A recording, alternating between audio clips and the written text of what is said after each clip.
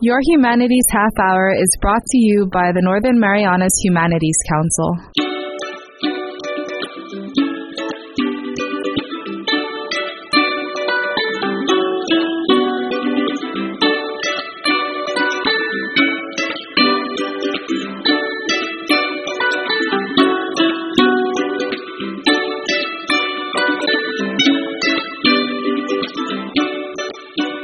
Days and welcome to Your Humanities Half Hour. I'm Catherine Perry. Tomorrow is Valentine's Day, and it's that time of year again where we try to chat with a longtime couple to learn about, well, their relationship and how they make it work. And it's very nice to have in the studio today our former Lieutenant Governor here in the CNMI, Jesus, also known as Jesse Borja, and his beautiful wife, Marianne Pangilinan Borja.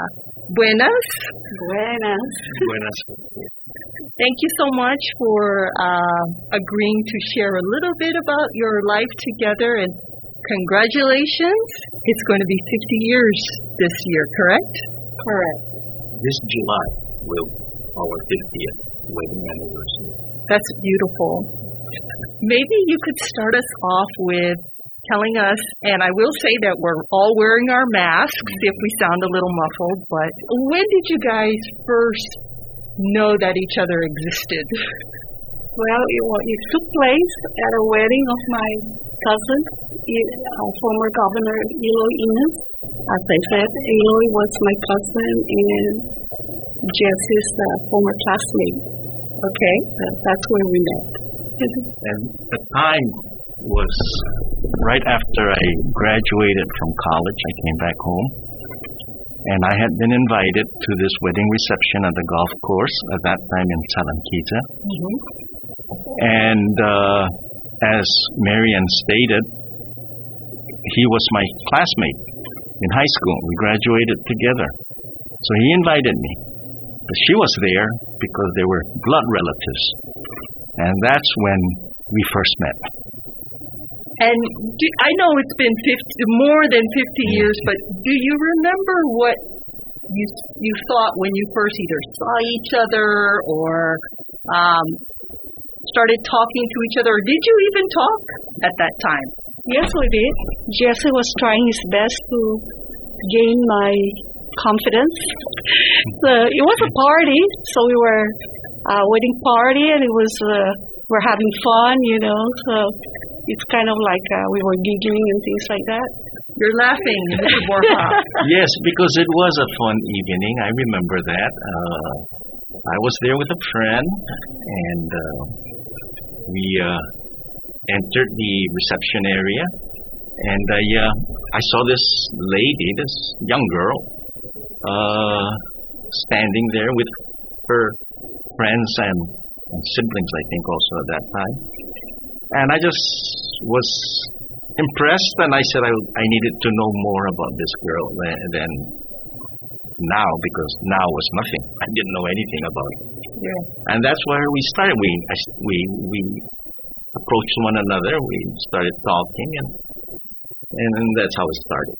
Mrs. Borja, you said he was trying to get your confidence. I like that. It wasn't enough for him to get your attention, but you were looking for somebody who was maybe trying to gain your confidence. My recollection is like I came from a big family, and I wanted to make sure that this young guy is not going to take advantage of me. So I just wanted to make sure that he was serious, not just interested, but that he was serious. Okay. And when you first talked to Mrs. Borja, what did you think, Mr. Borja? Well, at the time, really, like I said, I just came back. I've been away for a while, but I found her to be interesting from afar, and I wanted to get to know her. So we talked, and she extended that interest that I had in her, and I just decided that I wanted to meet with her more often after that. Mrs. Borja, you mentioned your family, and this was 50 years ago, more than 50 years ago. Can you tell us each a little bit about your family to kind of set the context for what life was like back then? Like, how did you grow up? I grew up from a pretty big family. I have 9 sisters and 3 brothers. That's a big family. Yes. And later on, I learned I have a half brother older than me. So there are 14 of us. It was a very interesting family life. There's always noise and what do you call that, fights. And 14 people. Yes, and but my dad is most of the time during the weekdays he would be away from the house to earn a living. So it's my mom really that is always busy making sure that we are in the right track, so that he's like a referee for all of her children. And because I'm the eldest, so I was given kind of a burden to make sure that I'm helping my mom. So, and I think I did a pretty good job. And as we grew up, it shows, it reflected back the love and the discipline that we had, that my mom especially instilled in us. And of course, my dad also. He was a very conservative person, and because of that conservativeness, I think we grew up to be pretty decent kids. And how about you, Mr. Borja? Yes, thank you. Catherine, I may call you Catherine? Of course. Yes, I was born on Saipan and lived most of my life here on Saipan with the exception of going off island for purposes of education. And I come from a much smaller family than Mary Ann did. There were only 4 children in our family, 2 boys and 2 girls. My education was happy and thankful for my mom also sending me to Mount Carmel. I graduated both high school and elementary from Mount Carmel. And my education, my primary basic education, I have to admit that I'm very thankful to the Capuchin fathers here and sisters, the good sisters of the Mercedarian missionaries of Garis. My education I'm a product of their teachings. And then, of course, after that, I went off island for college and law school. What was it you learned from your parents about marriage and relationship? Or what do you think, what kind of example or what are some of the positive, good things you saw in them that you said, I would like to do this or I need to do this when I find my life partner? I kind of reflect from my parents how they lived together, raising us 13 kids. I kind of I say it just came naturally to me to carry out myself, through the discipline that my parents instilled in me to how to go about to raise my family. Very disciplined. Okay. And how about you? Well, again, not like Mary Ann. I came from a broken family. When my parents divorced, I came home to Saipan with my mother. And then later on, one of my siblings came and joined us, so we were here on Saipan. My father and my 2 other siblings were in the mainland. So I really can't give anybody any advice as to what it was that I saw in my parents, because I didn't have 2 parents. I had 1, but my mother was very wonderful, and I'd like to think that she succeeded in raising me properly. Yeah. Well, if it comes to relationships, I think the proof is in the pudding, and what we're seeing here today is evidence of your mom's ability. So back in those days, it wasn't so easy to get together. You couldn't just ask somebody out, or you want to be my girlfriend. Or you had as I understand, a rather rigorous courtship requirement. Can you share with us what that was like before you guys got married? I get to meet Jesse after high school, and it was. It's for me. I was kind of like using my head to evaluate him seriously before deciding, and because I came from a big family, and then I am the eldest, and so I had all those responsibilities in me. So it kind of helped me to not to be in a hurry. So you're the oldest. I'm the eldest of my dad and mom. And because also my dad passed away when I just graduated from high school, and so it was I see that it's my responsibility to help my mom financially and go to work and get to help raise my siblings' belongings. There's 12 of them, and so with that burden on me, I became to be more disciplined in choosing my forever partner. Yeah, you're absolutely correct. There was no such thing as what would you describe it as, a regular date, in the sense that you could call them up and say, hey, would you like to have dinner, or you want to go to a game or something. That just was not in the culture at that time.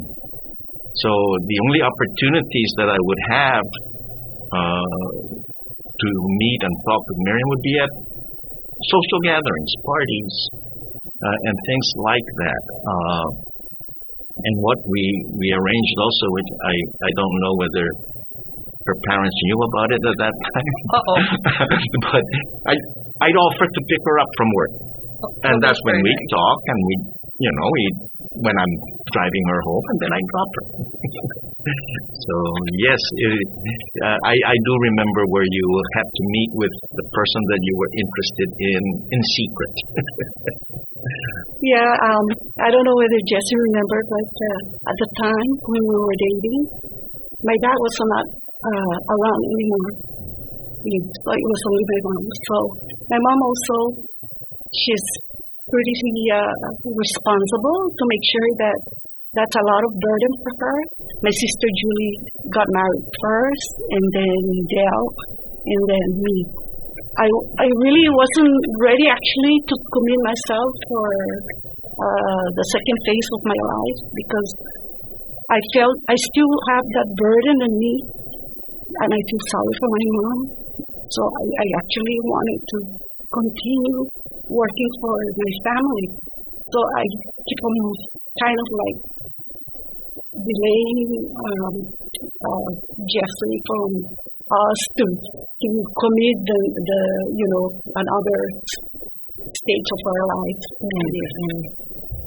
Well, we're chatting today with Jesse and Marianne Borja about their marriage, gaining some gems from their story, and we'll be back with more after this break.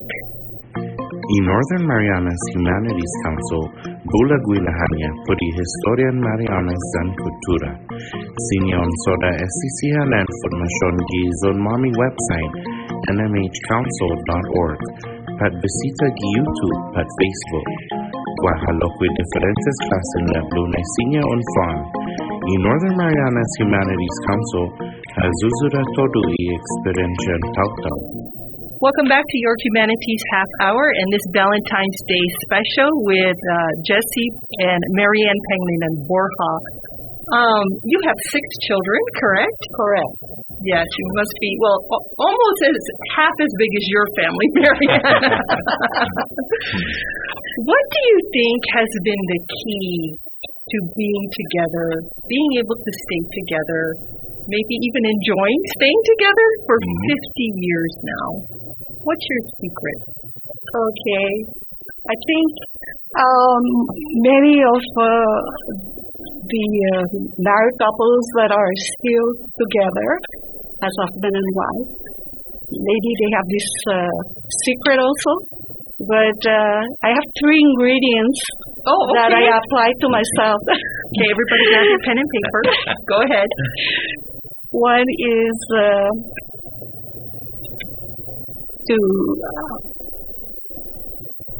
sorry, kind of emotional here. Okay. Yeah.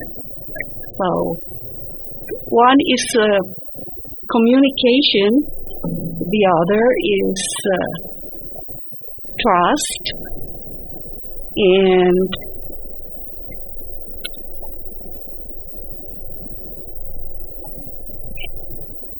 forgiving.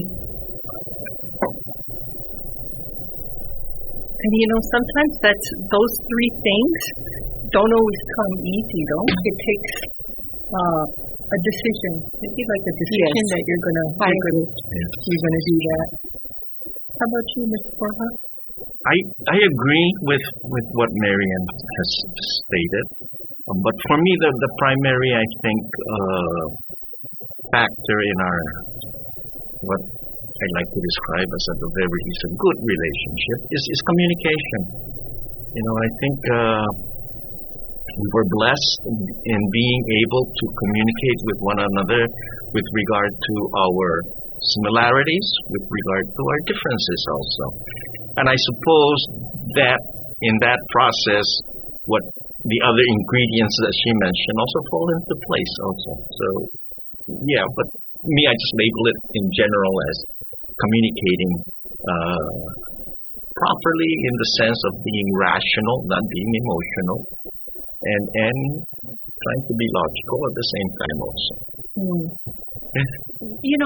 They say that one of the keys to a good relationship is being able to, as you said, Mr. Borja, resolve your differences or your conflicts / problems / arguments, things that make you unhappy in a healthy way. What have you found works for you when you do that? Well, if you're asking me, to me, it takes a lot of patience. You have to learn how to be patient and not just talk whenever something comes into your mind. Be able to listen also. I think being able to listen, just, you have to tell yourself probably every once in a while, shut up, Jesse, shut up. Just listen how, because it does make a difference, I think, when you listen to the other side and you start digesting those ideas that are coming out of that person's mouth, and you begin to say, wow, maybe I was wrong. Or, but I didn't see it that way. So that's why I think being patient and listening. And then when you've listened for a while, and then there is an opportunity for you to put in your side of the story also, then you communicate in a rational way. And I think, to me, that helps a lot, because if you're emotional and you don't want to listen to reason, you don't want to listen to facts, and you're just letting your anger, your frustration, control you, then that might cause problems. What do you think, Mr. Borja? I agree with Chelsea about listening, and I am a good listener until now, and right. being a woman is, I would say, it's entirely very different from being a man, and in terms of like when there is a disagreement, especially when the disagreement is very intense, and it comes to a point where you could say, okay, never mind. you go your way, I'll go my way, you know.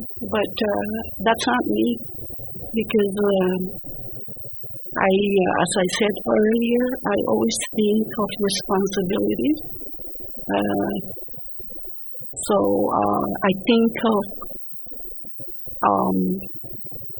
the vow that we took when we got married, for better or worse. You know, and I apply that. And so I also think of the 6 children, and at that time, our marriage is growing. There are ups and downs. And the ups is very good because you're happy and you don't think of any, you don't have any, what do you call that, stress. So, but when the down comes, that's when you sit down and try to think of what are you going to do, how to resolve your situation. So, I would say I was pretty good in that, because and Jesse can say that he's a very stubborn person. So I'm the one that after contemplating and thinking about it,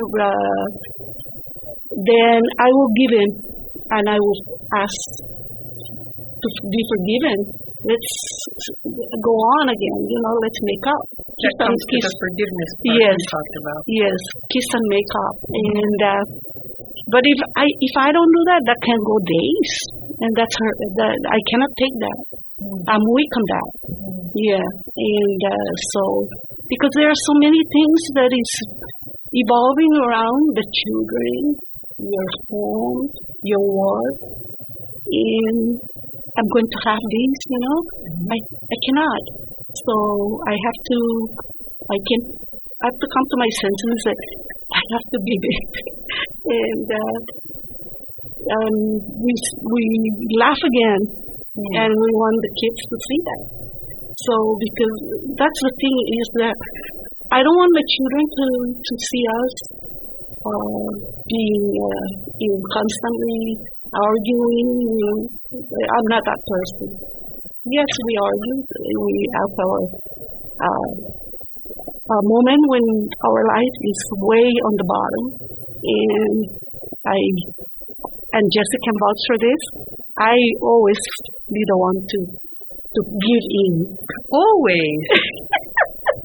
Yes. Mr. Borja, have you learned anything from your wife? Learned a lot. Well, before the show when we were chatting, Mr. Borja, you said the one thing you really want people to know is not to give up. And related to what your wife was saying, do you have any advice or anything, especially when it comes to those down times, like he was talking about? What are you thinking during those times that has made you not give up? Well, I think it's very important in a married couple's life. Like Marianne says, you made a vow in front of God that it'll be for better or for worse. So you have to keep in mind that idea, and therefore if you accept that, then you tell yourself that, hey, we're now going through a down time, but don't give up now. Let's keep trying to resolve the problem, whatever it is that we have. And not say, well, I can't live with you anymore, or I can't take this anymore, it's just too much for me. No. You may not be able to do it yourselves, but that's why we have now also counselors, so you can get outside help. Mm-hmm. But, I always maintain that married couple have to keep trying. They cannot give up on their relationship, because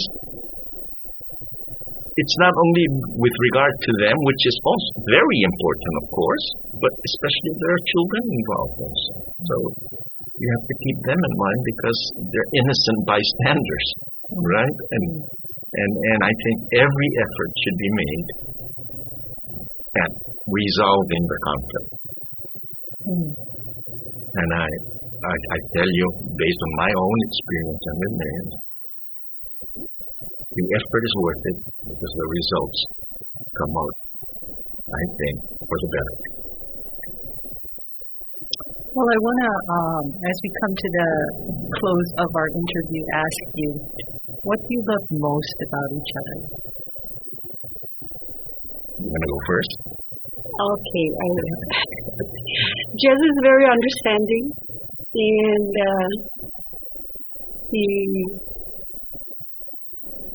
I'm very patient.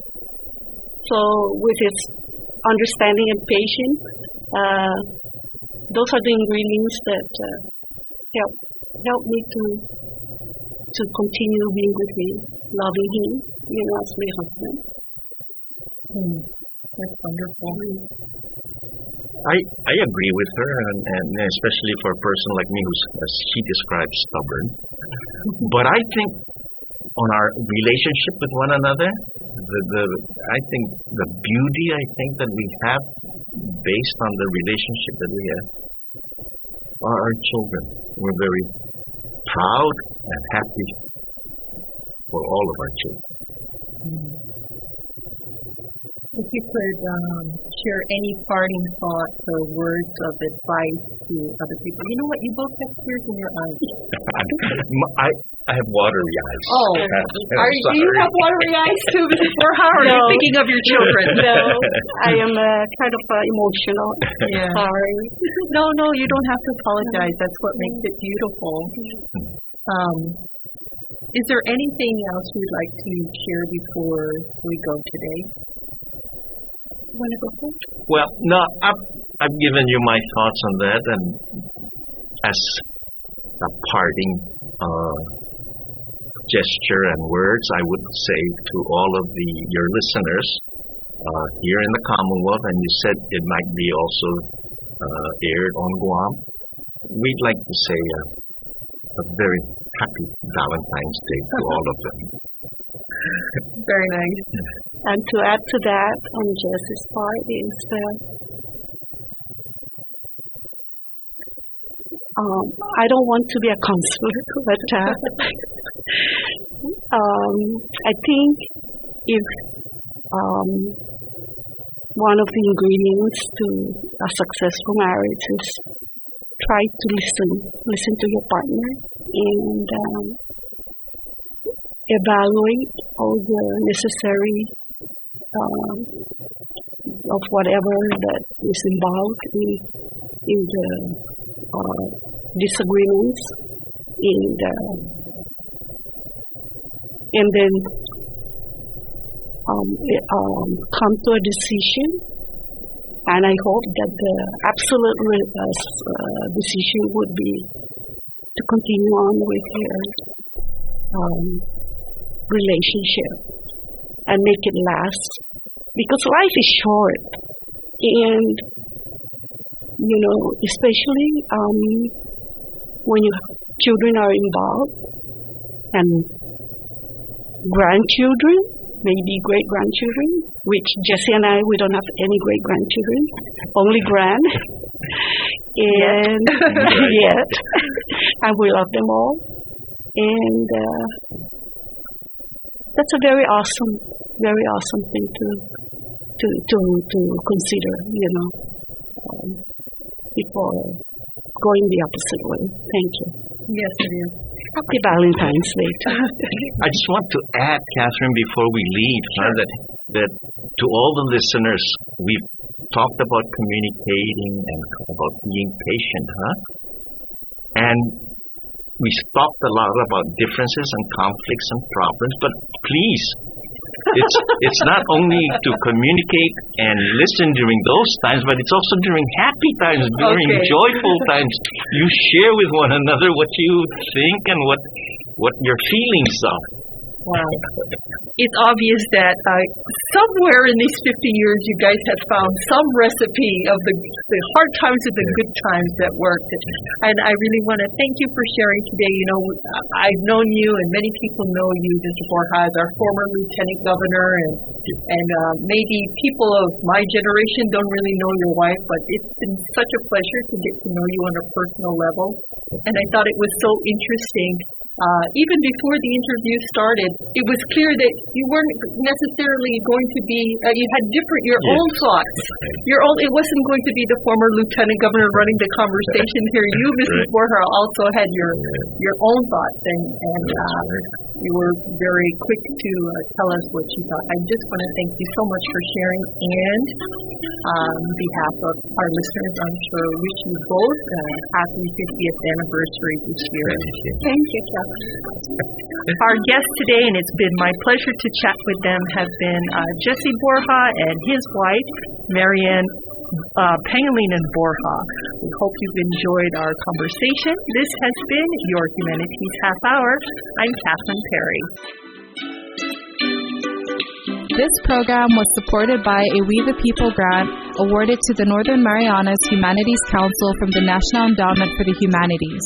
Any views, findings, conclusions, or recommendations expressed in this program are those of the participants and do not necessarily represent those of the National Endowment for the Humanities or the Northern Marianas Humanities Council.